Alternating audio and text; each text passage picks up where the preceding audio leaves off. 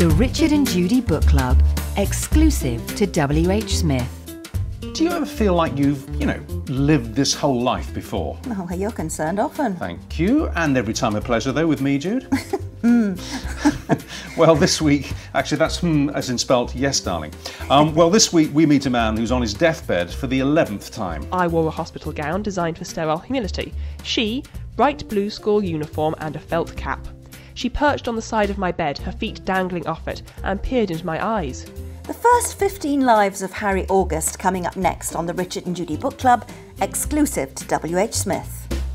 You've downloaded the Richard and Judy Book Club, where in today's podcast we're looking at an amazing piece of work called The First 15 Lives of Harry August. Now then, take the near perfect vehicle that is the movie Groundhog Day, add a supercharger, afterburners, maybe an onboard supercomputer, and then you'll get some idea of what a fabulous creation this novel is. The writer, Claire North, which I have to tell you is a pseudonym, shielding the identity of an acclaimed and published British author, has created in Harry August a character capable of endless rebirth and regeneration. He makes even Doctor Who seem rather dull and predictable because he is a Kalachakra, isn't he, Claire? Yes, that's a Kalachakra or an Aurum, which is the idea of a creature, a snake that swallows his own tail, someone who's born and lives and dies forever. Endlessly regenerating. Yes. In which mystical faith is that?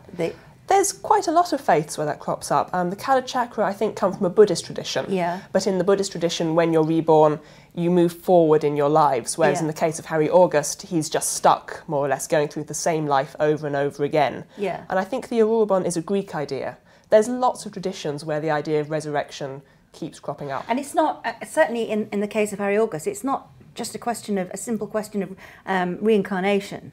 Because reincarnation, as you say, in the Buddhist faith would kind of suggest that you're born again as something better and moving on to other things. But in the case of Harry August and his sort of ilk, he is born again to be Harry August or August. They're absolutely the same parents, same year, every single time. Yes, with the only difference, of course, that he can remember everything that happened to him in the life before. So he can be 7 years old, but actually have the memories of a 90-year-old. So in that sense, he is sort of like Bill Murray in Groundhog Day. Of course, he goes through a daily experience, a daily rebirth. This is a lifetime's rebirth. But like Bill Murray, he remembers stuff. Now in the film, Groundhog Day, Murray's character uses for a while the information that he's now stored up to nefarious advantage. Wouldn't that always be a temptation for a Kalachakra to remember who won the Derby, to remember when the stock market crash was going to take place? I think it is a temptation. I think probably a lot of Kalachakra do it just to see themselves through daily life, particularly when they're young. If you're 13 years old, but you have the memory of someone who's 500 years old, you probably don't want to have to go through poverty and depredation again, particularly if you can remember who won the Grand National. However, because it is an entire life, there's a danger you could use that knowledge to change world history. You could kill Hitler or alter the course of the Cold War. And suddenly, if you do that, everything you know ceases to be because you've changed history in such a massive way. You've just said, I think a lot of Kalachakra do that. So you actually, you feel these people definitely exist. They're not just a myth, they're not just a legend. There are those around us who are Kalachakri. I feel that in the fictional world in which I've created, there would be people who would do this. I think there's a logic of their situation. That means if you talk about them, it's very logical to assume that they would use the winner of the Derby or they would be tempted to change history. I think that there is an inevitability of their situation that would predetermine their actions. But the alternative path to be taken is the spiritual one, to find some kind of salvation, some kind of understanding of truly the meaning of life. Yes, and I think Harry August tries that as well. I think he goes through various different methods to try and work out why this is happening. He tries to follow a spiritual path, but after he's born and died a few times, that's clearly not working for him. So he tries to follow a scientific path to try and explore his own nature, and actually that has massive consequences on time and the world around him as technology is changed by his actions. It's an incredibly readable book, and like all the books of this type and stories of this type, it does challenge your thinking, and occasionally you have to stop and think, now hang on, how could this work? How could this actually hang together? Oh, I get it, yes it does. So actually you don't make a slip. The inner logic of the world that you've created actually does work. It functions like a mechanical watch. It's very, very good. But do you think in the end what it's really saying is that life is futile and pointless and out of our control? I hope not. I think it could be read that way, in the sense that Harry's life arguably is futile. The deeds he does in a life, no matter what he does, once he dies, it counts for nothing because he's gone back to the beginning. So his actions have no consequences.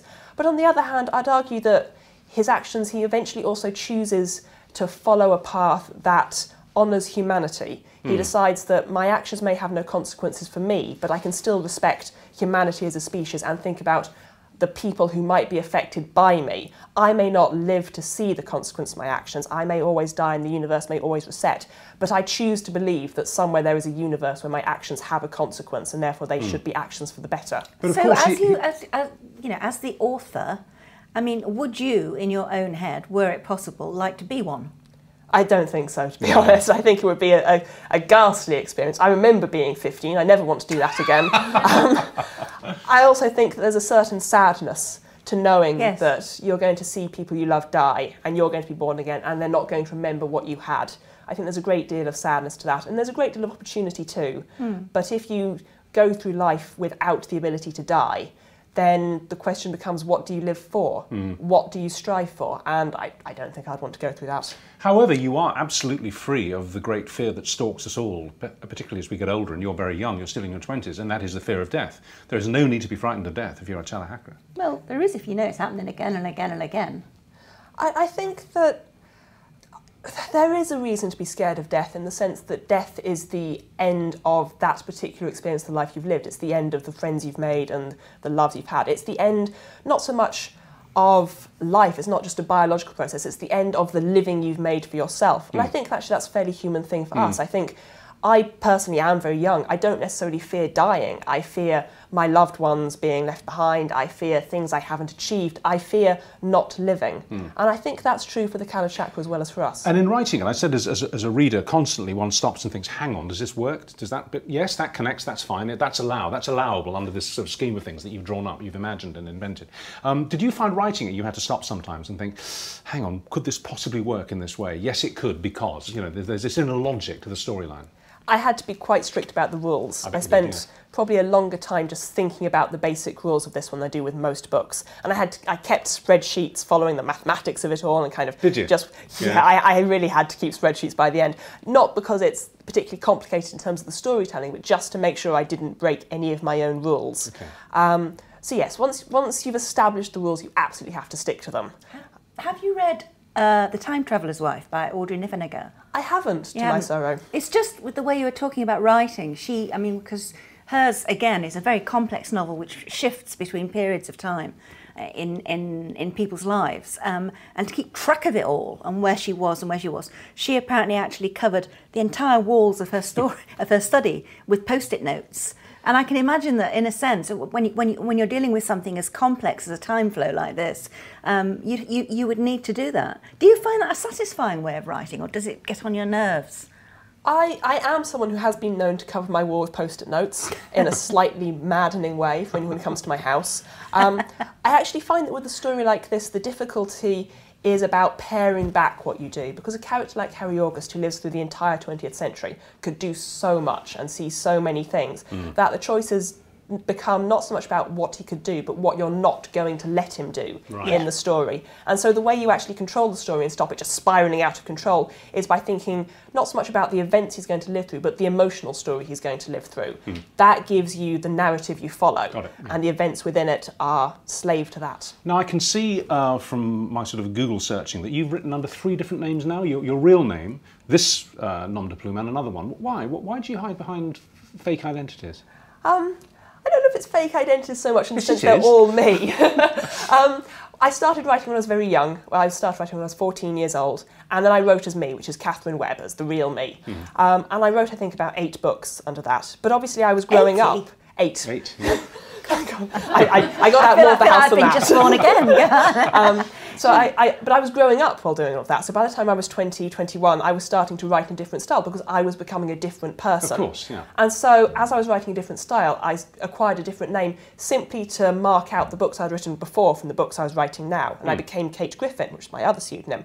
Now I'm the lofty age of 28. Again, my style is changing as I do. And so Claire North is a very different style of book from the books that went before, hence the other pseudonym. But at 28, you very much have left childhood and adolescence and the tumultuous early 20s behind. So do you think you'll now settle as Claire North? Do you think this will be your writing I kind of hope not, really. I think people always change constantly. I'd quite like to keep changing, and I have no idea what it'll be like. I could turn into a mad woman very easily, but I'd quite like to just keep changing and keep exploring and becoming different. You're a sort of Harry August, aren't you, really?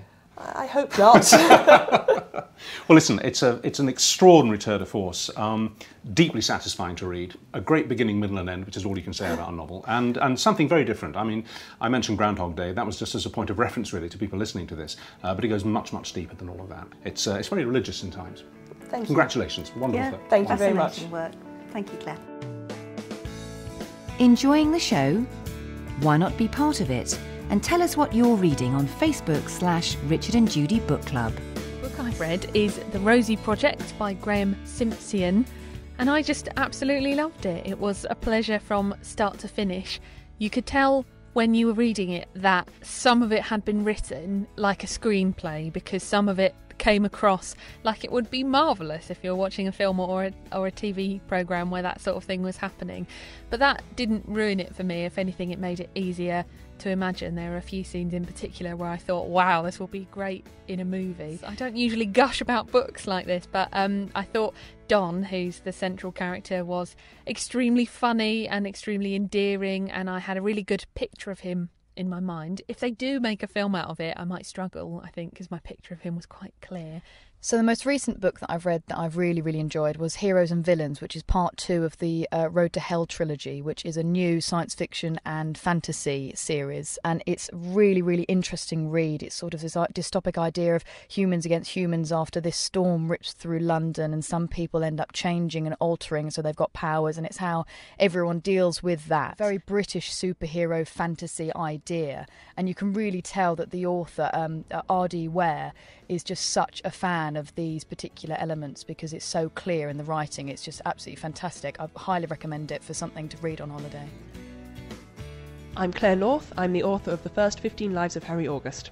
I think as a starting point to explaining the way this book works, it is, I think, okay to talk about Groundhog Day, because it is that basic concept. Instead of it being one day of a man's life, it's a lifetime, but it's always lived again in the same time sphere, the same zone, the same place, and the same people.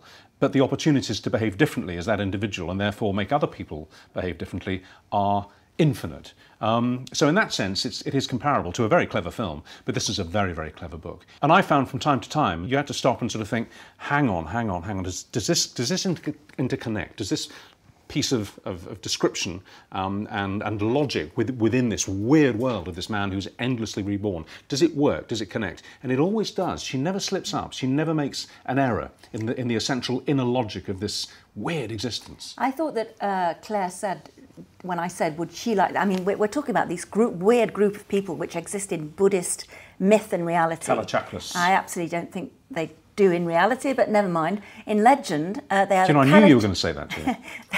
They are the Kalachakri, who live their lives again and again and again, but not in the idea of Buddhist reincarnation, where every time they're born into a different form, possibly not even a human, they could be an animal, and they live a completely different life. But in the Kalachakri, they live exactly the same life. They have the same parents, the same birthday, everything. Now, I would have thought that must be desperately frustrating. And one actually, you know, if you go through this and like, oh my God, I'm going to die soon. Well, you do, don't you? Yeah. Oh God, I haven't got much longer to go. And then I'm coming back again. And I'm really bored with my parents. And I'm really fed up with my life. But what she manages to do is to turn it into an almost infinite journey, not just after making sure that you put the right bet on the right horse because you know that Blarney is going to win the Derby that year. You know it because you've lived it 3 or 4 or 5 times before, but actually you begin to wonder why you're here at all, and it becomes a spiritual quest, doesn't it? Yeah. And that becomes infinitely absorbing and rewarding and satisfying. The possibilities of what you can do with your life. Because he lives in the 20th century, he lives through the Great Wars, and you know, with the possibilities of what he could do to affect life and affect humanity for the better, becomes stronger and stronger in him. With the constant tension of how much change should I allow myself to bring, you know? I mean, what authority do I really have? It's almost like being a god.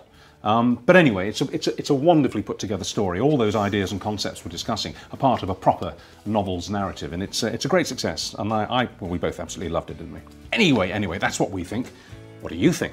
Richard and Judy, exclusive to WHSmith. Great stories and conversation, yours for free. Just visit whsmith.co.uk/Richard and Judy. Well, as always, we had more than a few questions to put to the author, Claire North. The second cataclysm began in my 11th life in 1996. I was dying my usual death, slipping away in a warm morphine haze, which she interrupted like an ice cube down my spine. She was 7, I was 78. She had straight blonde hair worn in a long pigtail down her back.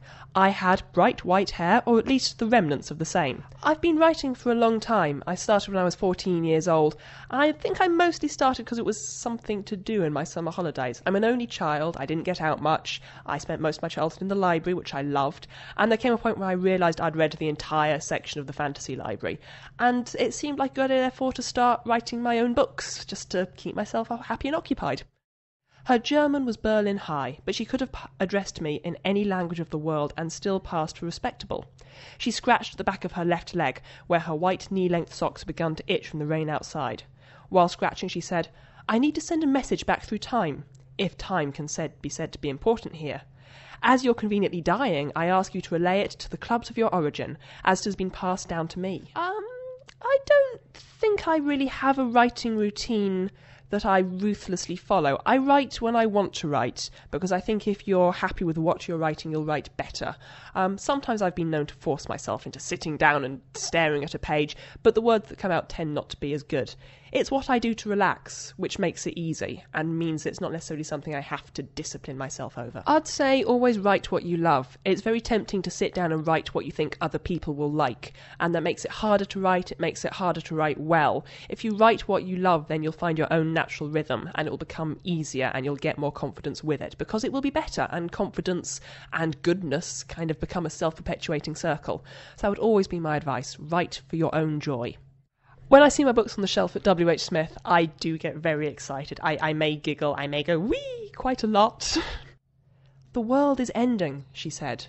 "The message has come down from child to adult, passed back down the generations from 1,000 years forward in time. The world is ending and we cannot prevent it. So now it's up to you." I found that Thai was the only language which wanted to pass my lips in any coherent form, and the only word which I seemed capable of forming was "why?" Not, I hasten to add, why was the world ending? Why did it matter? She smiled and understood my meaning without needing it to be said. She leaned in close and murmured in my ear, "The world is ending as it always must, but the end of the world is getting faster." That was the beginning of the end.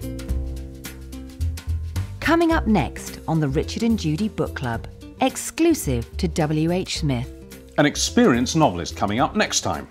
The faint possibility of discovery might be enough to get her through those interminable afternoons spent at home entertaining lady callers. Charlotte hoped that the bishop's wife, in particular, would look over her long, perpetually dripping nose and be so offended that she never called again. Daisy Goodwin brings us her latest novel, The Fortune Hunter, and how to get the most out of writing. Oh, well, looking forward to picking up some tips then. Get in touch with the book club. whsmith.co.uk/Richard and Judy.